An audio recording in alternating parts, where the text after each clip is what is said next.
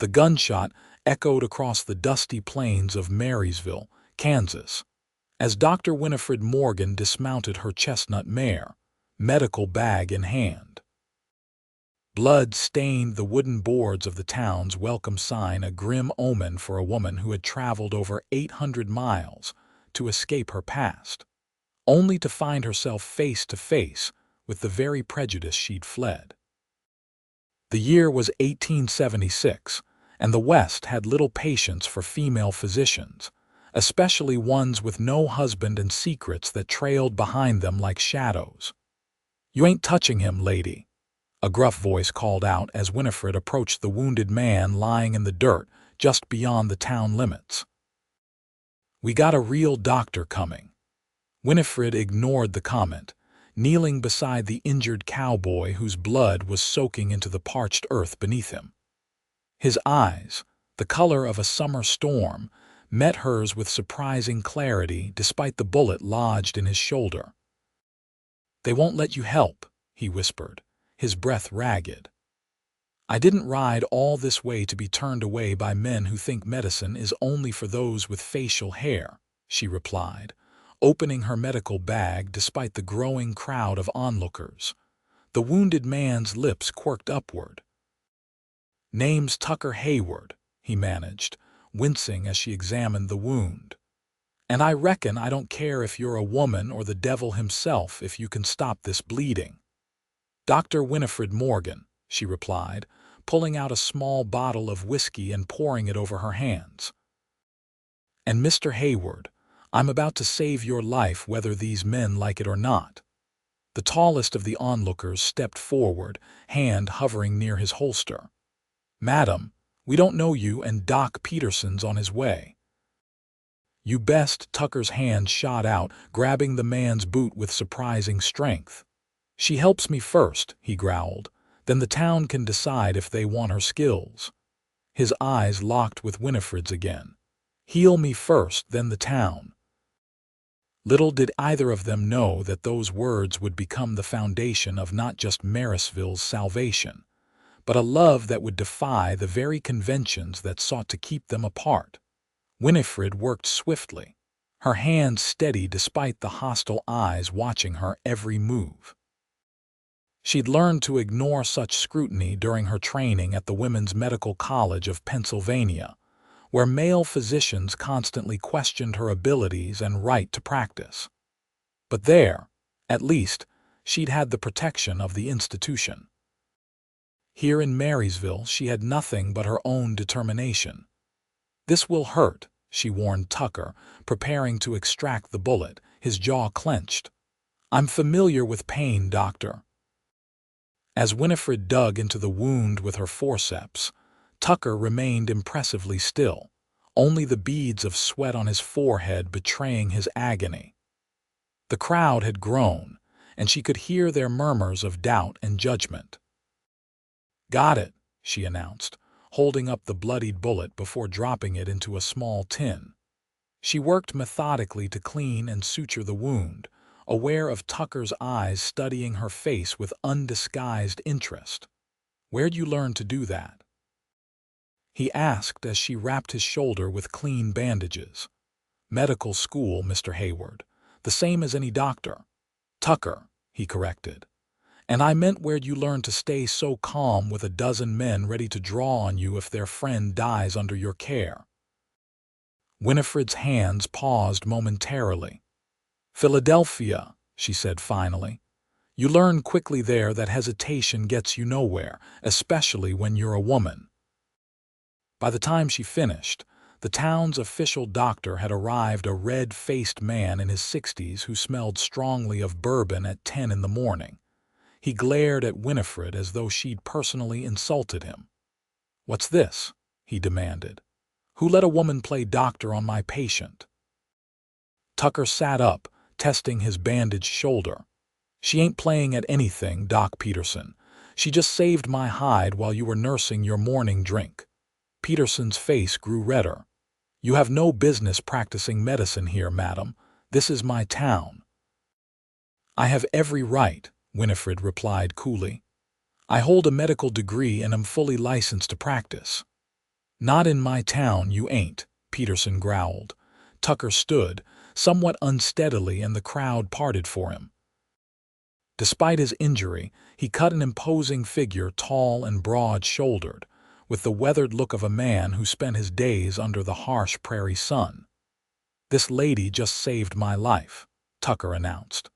"And I'd wager she could save a few more if given the chance." An older woman pushed through the crowd, her gray hair escaping from a tight bun. "Doc Peterson hasn't been sober for a proper surgery in 5 years," she stated bluntly. "My Elmer died because his hands were shaking too bad to get the buckshot out." Others began to murmur in agreement, and Winifred realized that the tide was shifting, if only slightly. "I came to Marysville to practice medicine," she said, addressing the crowd directly. "I don't ask for your trust immediately. I only ask for a chance to earn it." Tucker stepped closer to her, his voice low. "You'll get that chance, Doc. I'll make sure of it." As the crowd dispersed, Winifred helped Tucker to the nearest building, the town's only hotel. The establishment was modest but clean, with a small dining room that served as the local gathering place. "You'll need rest," she instructed as she helped him into a chair. "And no riding for at least a week." Tucker laughed, then winced at the pain it caused. "You clearly don't know much about ranching, Doc. A week without riding might as well be a death sentence for my herd." "Then your herd will have to manage," she replied firmly. "Or you'll tear those stitches and bleed to death in your saddle." The hotel proprietor, a kind-faced woman named Mrs. Bennett, approached with coffee. "Are you planning to stay in Marysville, Doctor?" she asked, eyeing Winifred's travel-worn clothes. "If there's work for me," Winifred answered honestly, "and somewhere to live." "There's a small cottage behind my apothecary," offered a quiet voice. A slender man with spectacles had entered behind them. "I'm Samuel Wilson, the town pharmacist."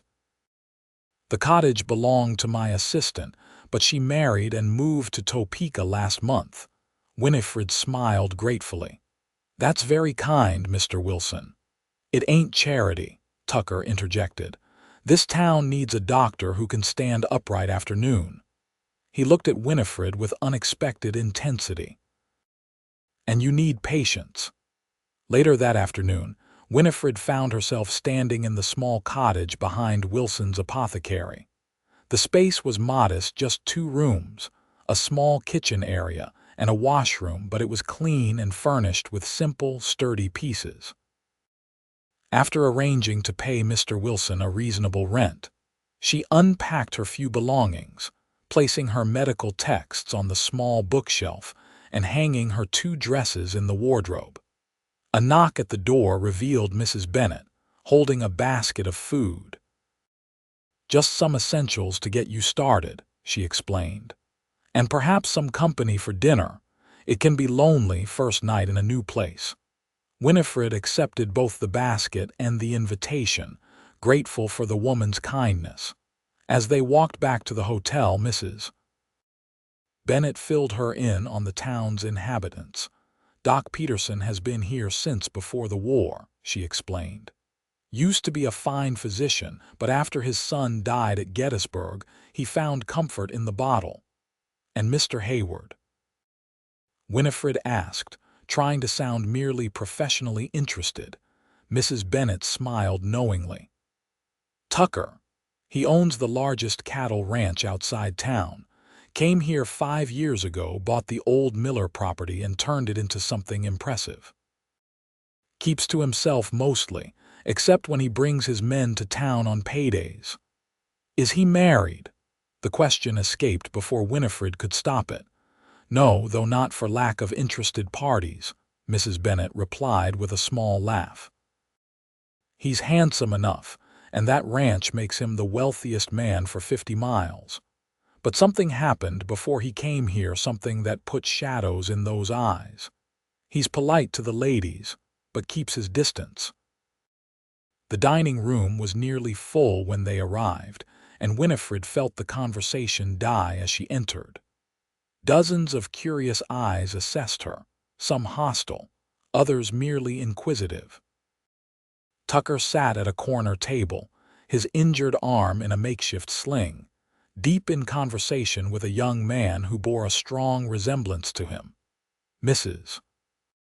Bennett led her to a table near the window, and gradually the noise level returned to normal, though Winifred could still feel occasional glances in her direction. Halfway through the meal, Tucker approached their table, moving carefully to avoid jarring his injury. "Evening, ladies," he greeted them, tipping his hat with his good hand. "Doc, I'd like you to meet my brother Daniel. He manages the ranch with me." The younger Hayward nodded politely. "Madam, heard you did fine work on my brother. He's usually too stubborn to admit when he's hurting." "Most men are," Winifred replied with a small smile.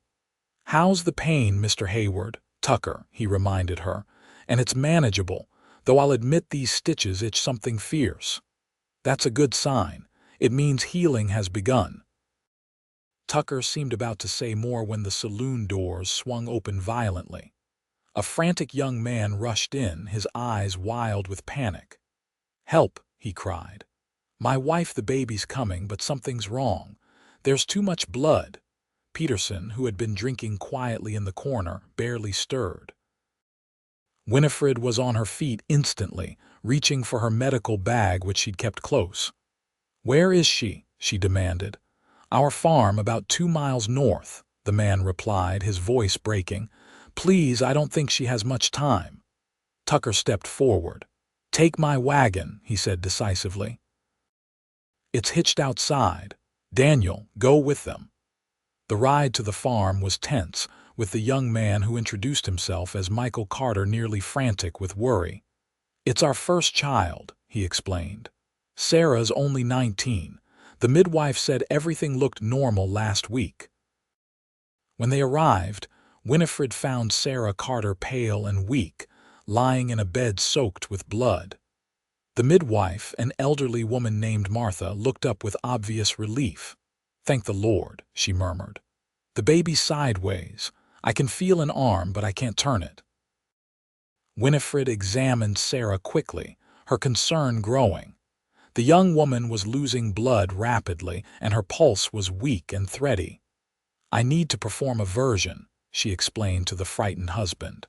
"I'll have to turn the baby manually so it can be delivered." "Will it hurt her?" Michael asked, gripping his wife's hand.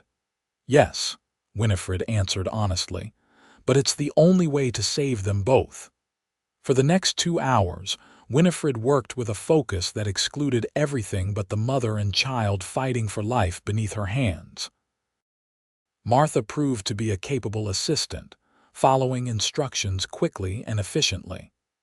Daniel Hayward kept Michael occupied in the next room, preventing the distraught husband from interfering. Finally, with a last desperate effort, Winifred succeeded in turning the infant and guiding it into the world a healthy boy with strong lungs and a shock of dark hair.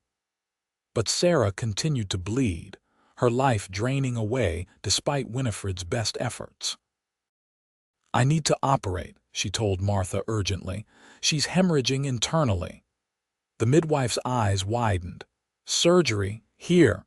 We have no choice. Boil water as much as you can and find me the cleanest linens in the house."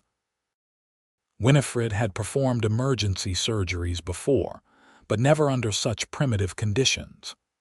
Working by lamplight, using instruments sterilized in boiling water and whiskey, she fought to save Sarah Carter's life with every skill she possessed.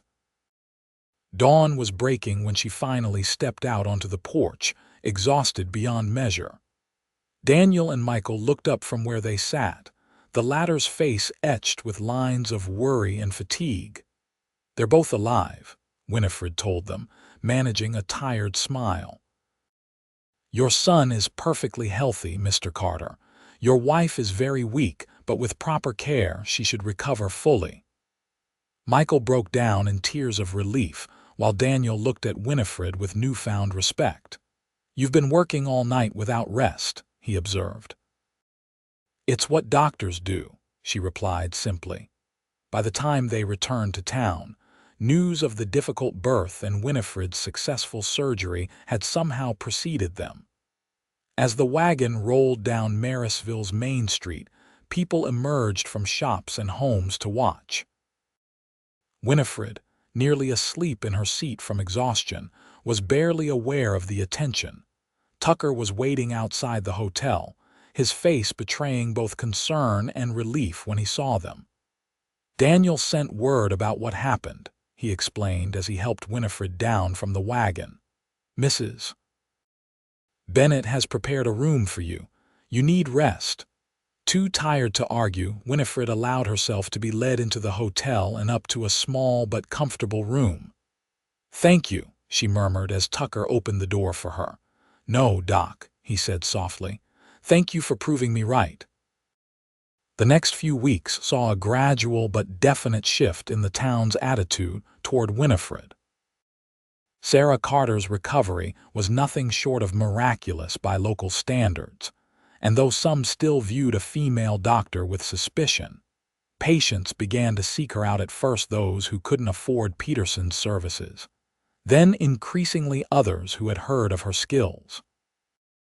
Mr. Wilson allowed her to use a small room behind his apothecary as an examination space, and Tucker's influence ensured that she received fair payment for her services.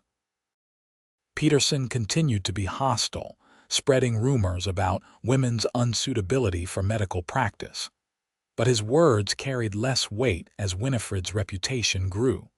Tucker's wound healed well, though he stubbornly returned to work sooner than Winifred had advised. He made a point of stopping by the apothecary whenever he came to town, ostensibly to have his shoulder checked, but their conversations inevitably extended beyond medical matters. One evening in late October, as Winifred was closing up for the day, Tucker arrived with a small package. "A gift," he explained, looking somewhat uncomfortable. "For your help." Inside the package was a beautiful leather medical bag, the kind she had admired in catalogs but could never afford on her modest income. "This is too generous," she protested, running her fingers over the smooth leather. Tucker shrugged, wincing slightly at the movement. "Your old one was falling apart. A doctor needs proper tools." Before she could thank him properly, the door burst open and two ranch hands carried in a third, whose leg was bent at an unnatural angle. "Broke it when his horse threw him," one explained tersely. "About 5 miles out." The next hour was consumed with setting the broken bone, during which Tucker assisted without being asked, handing Winifred instruments and holding the man steady during the painful procedure. She was struck by how naturally they worked together, anticipating each other's needs with minimal communication. As they walked back to her cottage afterward, the autumn night crisp around them, Tucker seemed unusually contemplative. "You know," he said finally, "when I first saw you kneeling in the dirt trying to save a stranger, I thought you were either crazy or the bravest person I'd ever met. Now I'm thinking it might be both." Winifred laughed. "Medicine isn't about bravery, it's about necessity." "Is that why you came west? Necessity?" There was genuine curiosity in his voice. She hesitated, aware that she was approaching dangerous territory. "Partly," she admitted. "Philadelphia had many doctors, here they're scarce. And the other part." Winifred stopped walking, turning to face him in the moonlight. "Some places have long memories, Mr. Hayward, and some mistakes can't be undone." Something in her tone must have warned him not to press further, for he simply nodded and continued walking. At her door, he paused, his expression serious. "Whatever brought you here, Marysville is better for it." He hesitated, then added, "And so am I." Before she could respond, he tipped his hat and disappeared into the darkness, leaving her with a strange fluttering sensation in her chest that had nothing to do with medicine, and everything to do with the way his eyes had held hers in that moment. November brought early snow and an outbreak of influenza that kept Winifred working from dawn until well past midnight for nearly 2 weeks. The disease struck hardest among the elderly and the very young, and despite her best efforts, there were losses that weighed heavily on her conscience. Tucker's ranch hands were among those affected, and he opened his home as a makeshift infirmary for the worst cases, with Winifred moving between town and ranch to care for all her patients. On the 5th day of the outbreak, she arrived at the Hayward ranch to find Tucker himself showing symptoms. "It's nothing," he insisted, even as she forced him into bed. "Just a chill from being out in the snow. Fever, cough, body aches," she listed, pressing a cool cloth to his forehead. "Classic influenza symptoms. You're staying in bed." For once, he didn't argue, which told her just how ill he truly felt. For the next 3 days, she divided her time between her other patients and Tucker's bedside, fighting the disease with every remedy in her arsenal. His fever spiked dangerously on the 2nd night, and she sat with him through the dark hours, bathing his face and chest with cool water as he drifted in and out of consciousness. In his delirium, he spoke of things she suspected he would never reveal while lucid: his parents' death from cholera when he was 16, leaving him to raise Daniel alone; the war years when he'd served as a cavalry scout; a woman named Rebecca who had chosen another man, breaking his young heart. "You're different," he murmured once, his feverish eyes finding hers in the lamplight. "You see me, not what I own or what I can give." "Sleep," she whispered, smoothing his damp hair back from his forehead. "You need to rest." By the 4th morning his fever broke, and though weak, he was clearly on the mend. Winifred, who had barely slept for days, found herself swaying with exhaustion as she checked his temperature. "Your turn," Tucker said, catching her wrist with surprising strength. "You'll collapse if you don't rest." She tried to protest, but he was insistent and Daniel backed his brother's demand. "The worst cases are recovering," the younger Hayward pointed out, "and you've taught us what to do. 6 hours of sleep won't change the outcome now." Reluctantly, Winifred allowed herself to be led to a guest room, where she fell into a deep, dreamless sleep the moment her head touched the pillow. When she woke, the sun was setting, and panic seized her at the realization she'd slept far longer than intended. She rushed downstairs to find the main room transformed, the makeshift cots arranged neatly, patients sitting up and taking broth, Tucker himself dressed and moving slowly among them, offering words of encouragement. "Welcome back to the land of the living," he greeted her with a smile.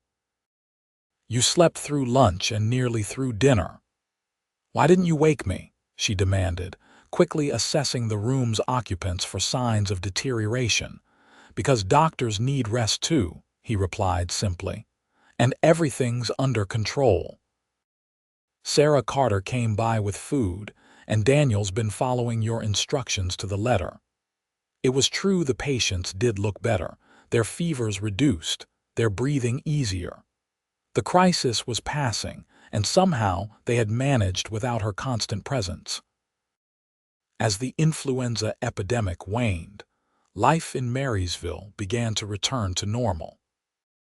The experience had cemented Winifred's position as a valued member of the community, and even Peterson had grudgingly acknowledged her contribution, though he continued to refer to her as the Lady Doctor, rather than by her name or title.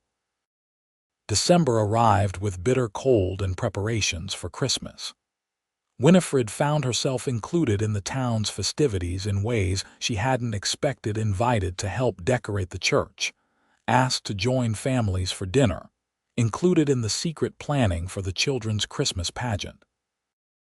After years of feeling like an outsider, the simple acceptance was both strange and deeply moving. Tucker, fully recovered from his bout with influenza, seemed to find reasons to be in town more frequently than before. He helped Mr. Wilson install new shelves in the examination room, brought Winifred a fresh pine wreath for her cottage door, and somehow always managed to appear at the hotel dining room when she took her evening meal. A week before Christmas, he invited her to join him for a sleigh ride to see the holiday decorations in neighboring farms. The day was clear and cold, the snow-covered landscape sparkling in the winter sunlight as they traveled across the rolling prairie. "I never thought I'd end up here," Tucker admitted as they passed a particularly elaborate display of greenery and ribbons.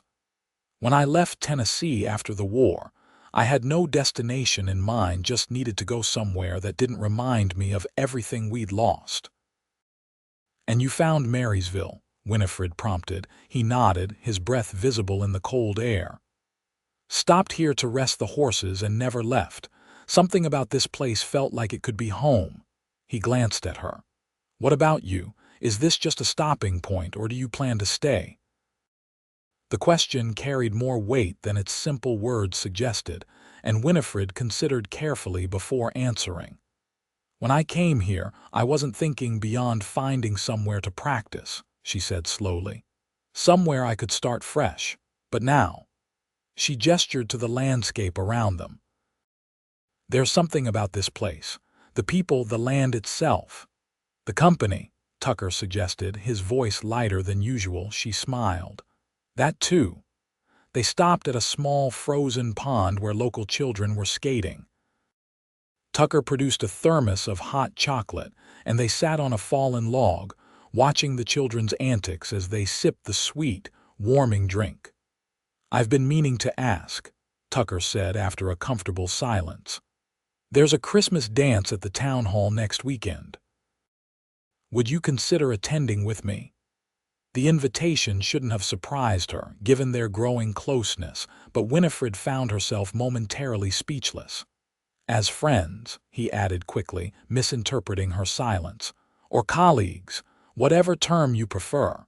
Winifred found her voice. "I'd be honored to attend with you, Tucker, as whatever we are." His smile was worth the momentary awkwardness. "Good. That's good." The Christmas dance became the talk of the town, not least because Tucker Hayward had publicly invited Dr. Morgan to accompany him. Winifred found herself the subject of intense female interest, with several ladies offering advice on attire, and even Mrs. Bennet suggesting she borrow a particularly fine pair of earrings for the occasion.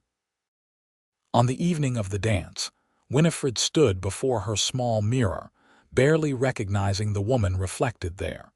She had splurged on a new dress, deep blue velvet with delicate lace trim, and had arranged her usually practical hair in a softer style. Mrs.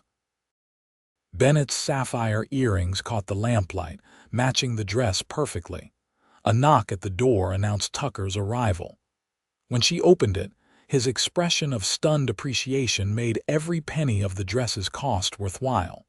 "You look—" He seemed to search for words adequate to the task. "Absolutely beautiful." "Thank you," she replied, feeling uncharacteristically shy. "You're quite handsome yourself." It was true. Tucker had clearly made an effort for the occasion, dressed in a well-tailored black suit that emphasized his broad shoulders and lean frame. His dark hair was neatly combed, though one rebellious lock had already fallen across his forehead in a way she found endearingly familiar. The town hall had been transformed with greenery, ribbons, and dozens of candles. A small band played in the corner, and the dance floor was already crowded with couples when they arrived. Winifred felt the curious glances as Tucker led her inside, his hand warm against the small of her back. "Would you care to dance, Doctor?" he asked formally, though his eyes twinkled with private amusement. "I would, Mr. Hayward," she replied in kind, placing her hand in his. Tucker proved to be an excellent dancer, guiding her confidently through a waltz. As they moved across the floor, Winifred gradually relaxed, allowing herself to enjoy the simple pleasure of the music and movement, the warmth of his hand against hers, the occasional brush of their bodies as they turned. "You dance very well," she observed during a brief pause. "My mother insisted on lessons," he explained. "Said no son of hers would stumble around a dance floor like a newborn colt." The image made her laugh, drawing smiles from those nearby. It struck Winifred that this was perhaps the first time many of them had seen her as a woman, rather than merely a physician laughing, dancing, enjoying an evening's entertainment like anyone else. As the night progressed, Winifred danced with several other partners: Daniel Hayward, Mr. Wilson, even Michael Carter, who proudly reported that Sarah and the baby were thriving. But it was always Tucker to whom her eyes returned, and he seemed equally aware of her, no matter where they were in the room. Near midnight, as the celebration reached its peak, Tucker led her outside for a breath of fresh air. The night was clear and cold, stars scattered like diamonds across the velvet sky. "I've been thinking," he said as they stood in the quiet darkness, "about what you said when you first came to Marysville, about earning people's trust." "Have I earned yours?" she asked, suddenly serious. "From the moment you pulled that bullet out of me," he replied. "But I think the question now is whether I've earned yours." Winifred turned to face him fully. "What do you mean?" "I mean," he said carefully, "that I sense there's something you're holding back. Something that follows you like a shadow. And I want you to know that whatever it is, it won't change how I see you." The words hung between them, laden with meaning. For a moment, Winifred considered telling him everything, the truth about Philadelphia, about why she had really come west. But fear held her back, as it always did. What if he was wrong? What if the truth did change everything? "Tucker, she began, but was interrupted by the town hall door bursting open. "Dr. Morgan," called a frantic voice. "Come quick, it's Doc Peterson. He's collapsed." The moment broken, they rushed inside to find Peterson on the floor, his face alarmingly gray, one arm clutched to his chest. Winifred immediately recognized the signs of a heart attack and took charge, directing men to carry him to her examination room while sending others for her equipment. For the next several hours, she fought to save the life of the man who had been her most vocal critic.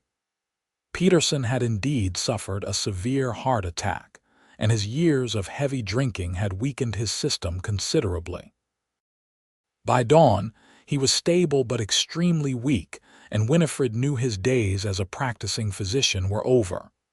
"Will he recover?" Tucker asked as they finally left Peterson sleeping under Mrs. Bennett's watchful eye. "Partially," Winifred replied wearily, "but he'll never practice medicine again. His heart is too damaged." They walked slowly through the early morning stillness, the events of the night having created a new intimacy between them. "You saved his life," Tucker observed. "Despite how he's treated you, he's my patient. That's all that matters." Tucker stopped, turning to face her. "That's what makes you extraordinary, Winifred. Not just your skill, but your heart." It was the first time he had used her given name, and the sound of it in his deep voice sent a shiver through her that had nothing to do with the cold. "I should get home," she said, suddenly aware of how close they were standing. "It's been a long night." Tucker nodded but made no move to step away.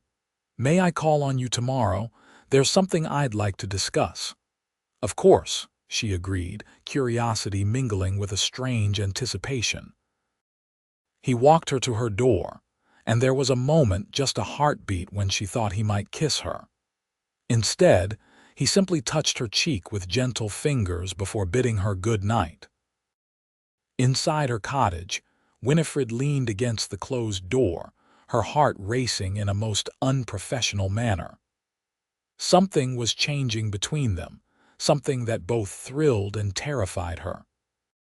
Because if Tucker Hayward was beginning to care for her as she feared she was caring for him, then the truth could no longer remain hidden. The next day brought heavy snow, and Tucker's visit was delayed. Peterson's condition improved slightly, though he remained bedridden and irritable. With the town's senior physician incapacitated, Winifred found herself the sole medical provider for Marysville and its surroundings, a responsibility that kept her too busy for personal concerns. 3 days after the dance, Tucker finally appeared at her door, looking serious and somewhat nervous.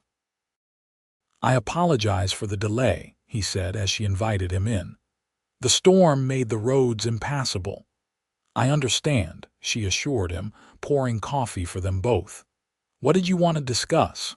Tucker accepted the cup but didn't drink, instead setting it aside as he gathered his thoughts. "With Peterson's illness, Marysville needs a permanent doctor more than ever," he began. "Someone the town can rely on for years to come." "I intend to stay," Winifred assured him, "as long as I'm needed." "That's what I hoped you'd say." Tucker took a deep breath. "The town council met yesterday.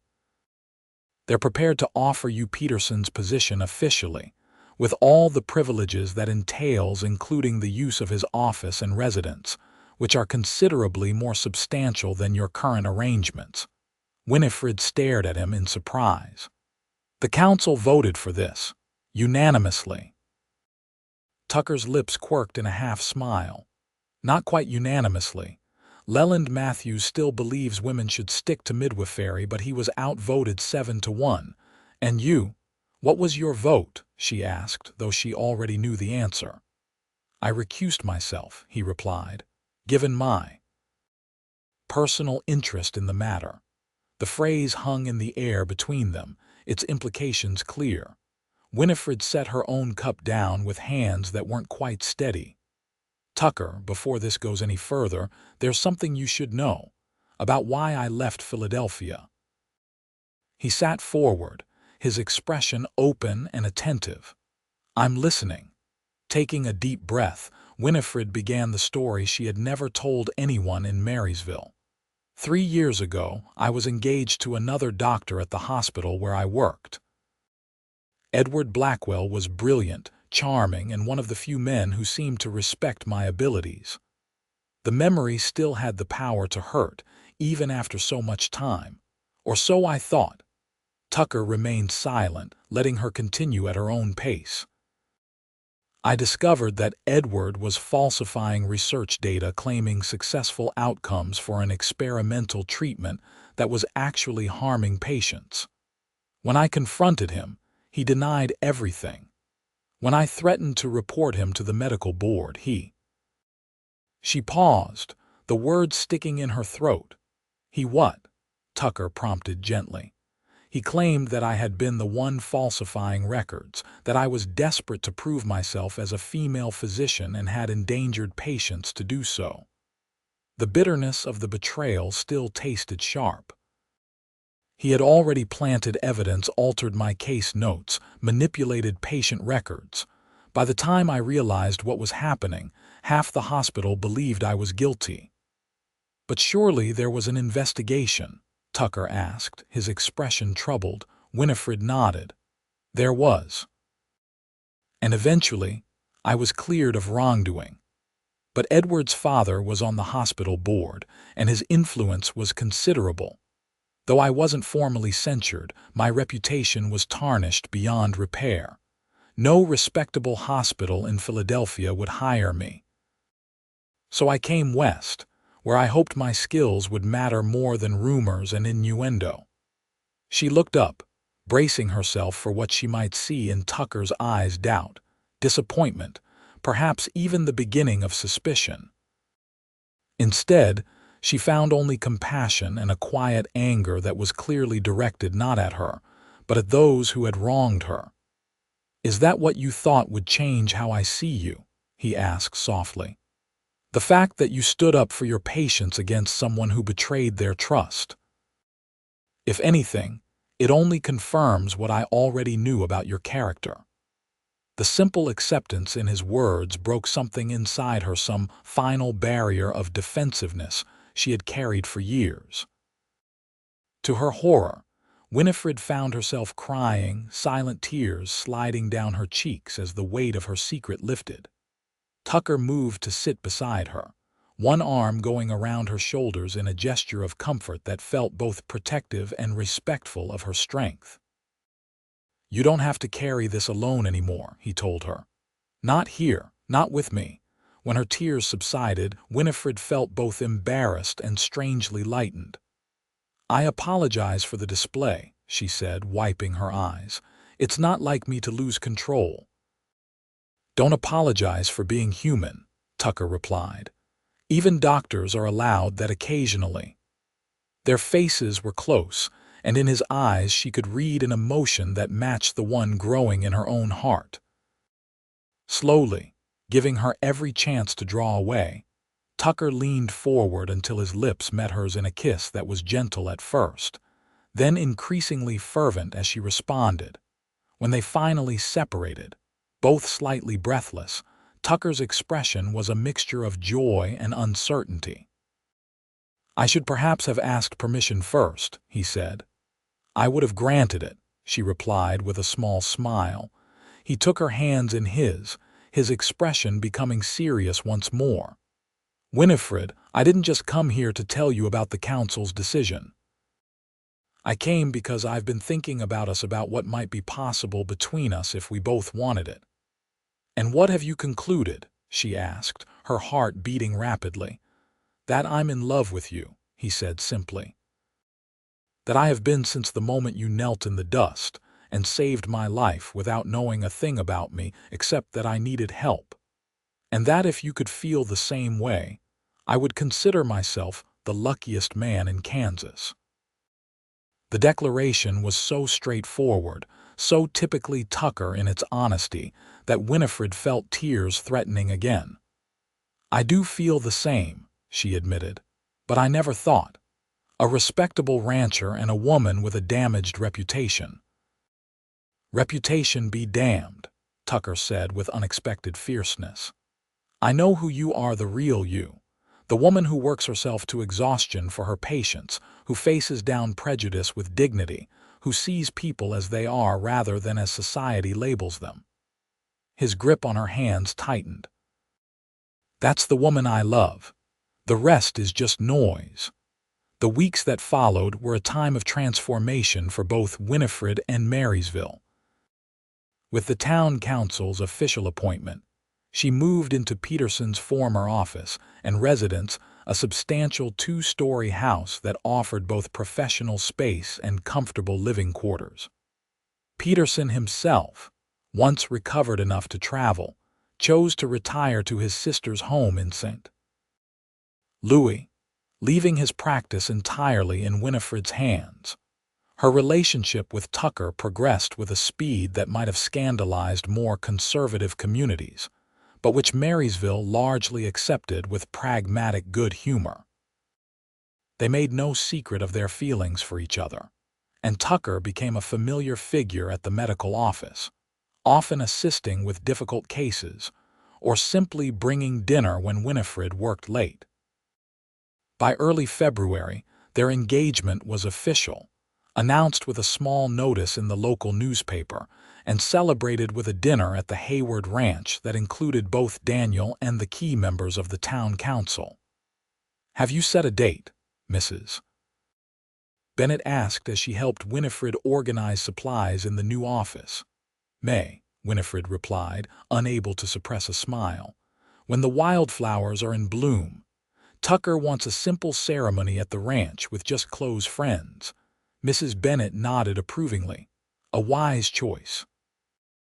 Though I dare say half the town will find a reason to call on you that day." The prediction proved accurate.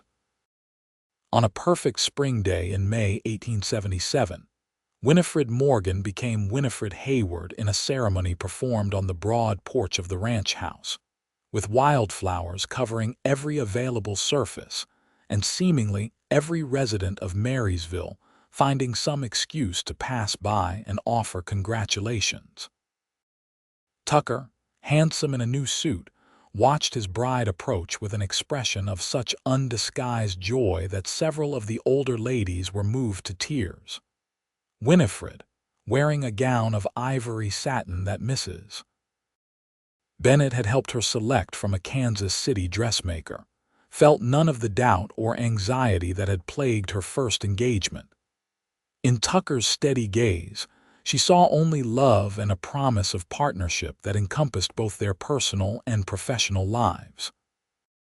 "I take this woman as my wife," Tucker vowed, his voice carrying clearly across the assembled guests, "to honor her strength as well as her gentleness, to support her calling as she supports mine, to build a life that respects both our dreams." Winifred's own vows echoed his sentiment of equality and mutual respect, and when the minister pronounced them husband and wife, the cheer that went up seemed to rise not just from the gathered guests, but from the land itself, a celebration of a union that had come to symbolize the best of what their community could be. The months that followed were busy ones. Winifred maintained her medical practice, though now she split her time between the town office and a new clinic Tucker had built at the ranch for workers and neighboring families. Their home became a center of community life, hosting Sunday dinners, organizing assistance for families in need, and gradually breaking down the barriers that had once separated rancher from townsperson, landowner from worker. In the spring of 1878, nearly a year after their wedding, Winifred made a diagnosis that filled her with both joy and trepidation. She was expecting their first child. "Are you certain?" Tucker asked when she told him, his expression a mixture of delight and concern. "Quite certain," she confirmed. The baby should arrive in late October. His immediate response was to insist she reduce her workload, a suggestion that led to their first serious disagreement as a married couple. "I am perfectly capable of continuing my practice," Winifred insisted. "Women have been working while with child since the beginning of time. Not all women are doctors who ride out in all weather and deal with emergencies at all hours," Tucker countered. "I'm not asking you to stop practicing, only to be more selective about which cases you take." The argument continued for several days, with both parties stubborn in their positions. It was Daniel who finally brokered a compromise, suggesting that Winifred train a local woman, Jenny Marshall, as a medical assistant who could handle routine cases and accompany Winifred on more demanding calls. "This isn't just about the baby," Winifred admitted to Tucker after they had reached an agreement. "It's about proving that a woman can be both a mother and a physician, that I don't have to choose between our child and my patients." Tucker's expression softened as he placed a hand on her still flat stomach. "I know how important your work is to you and to this community. I'm not asking you to give it up. I'm just asking you to let us help, so you don't have to carry everything alone." The pregnancy progressed smoothly, and Winifred found that with Jenny's assistance, she could indeed maintain her practice while taking appropriate precautions for her condition. The town reacted to the news with enthusiasm, with many of the women who had once been suspicious of a female physician now seeking her advice on their own reproductive health, knowing she understood their concerns from personal experience. In late October, as the first snow dusted the prairie, Winifred went into labor. Despite all her medical knowledge, or perhaps because of it, she found the experience both more painful and more miraculous than she had imagined. Tucker remained by her side throughout, ignoring convention to support his wife through every stage of their child's birth. Their son, James Edward Hayward, entered the world with a lusty cry that made both his parents laugh through tears of joy. With his father's dark hair and his mother's determined chin, he was pronounced perfect by all who saw him, and his arrival was celebrated throughout Marysville as if he belonged not just to Tucker and Winifred, but to the entire community that had watched their love story unfold. "He has your eyes," Tucker observed as they sat together in the quiet of their bedroom, the newborn sleeping peacefully between them. Observant, like he's already trying to figure out how everything works. "Let's hope he has your patience," Winifred replied, tracing a finger along the baby's soft cheek. "And your kindness." Tucker leaned over to kiss her gently. "He'll have the best of both of us, and a community that will help raise him to be strong and compassionate." The years that followed saw both challenges and triumphs for the Hayward family. Winifred's practice continued to thrive, and with Tucker's support, she established a small hospital in Marysville that served families from across the county. Their ranch prospered as well, with Tucker's innovative breeding programs producing cattle that withstood the harsh Kansas winters better than traditional stock. James was joined by a sister, Elizabeth Sarah, in 1880, and another brother, Thomas Daniel, in 1882. The Hayward children grew up in an unusual household where medical texts shared shelf space with cattle breeding journals, and where visitors might include both wealthy ranchers and poor farmers seeking treatment they couldn't afford elsewhere.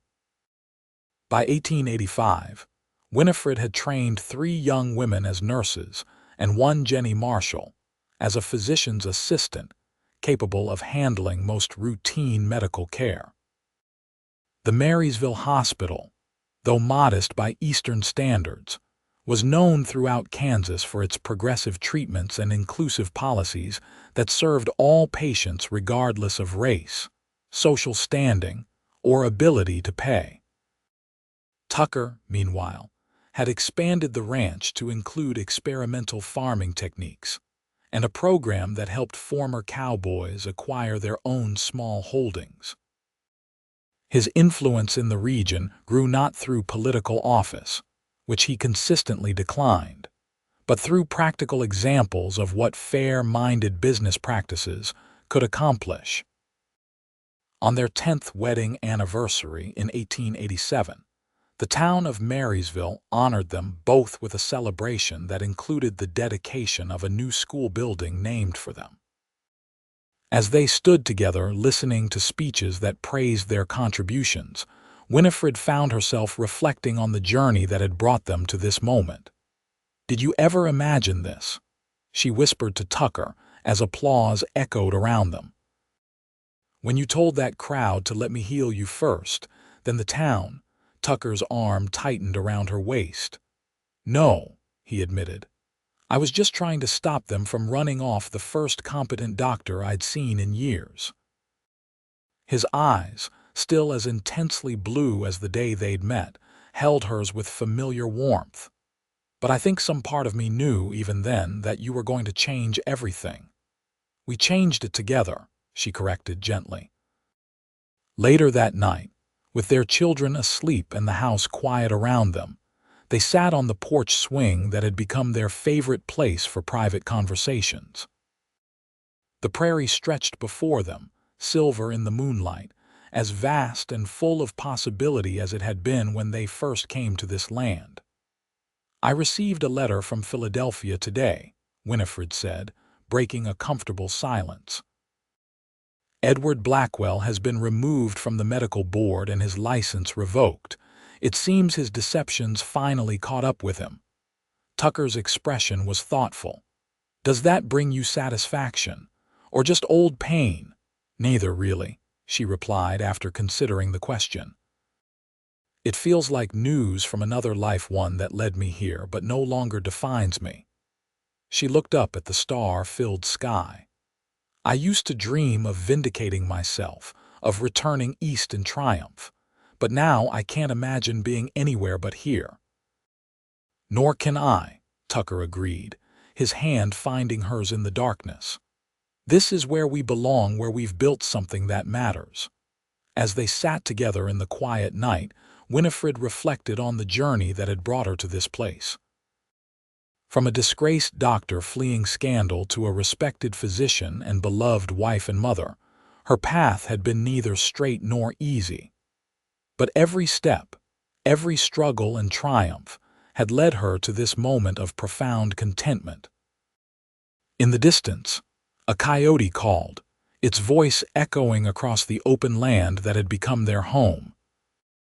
Tucker squeezed her hand gently, and Winifred leaned her head against his shoulder, secure in the knowledge that whatever challenges tomorrow might bring, they would face them together, the doctor and the cowboy who had healed not just each other, but an entire community. The years continued to pass, bringing both joy and sorrow as all years must. James, their eldest, followed in his mother's footsteps, traveling east to attend medical school in Philadelphia, a journey that filled Winifred with both pride and a touch of anxiety. Elizabeth showed Tucker's gift with animals and his head for business, gradually taking on more responsibility at the ranch.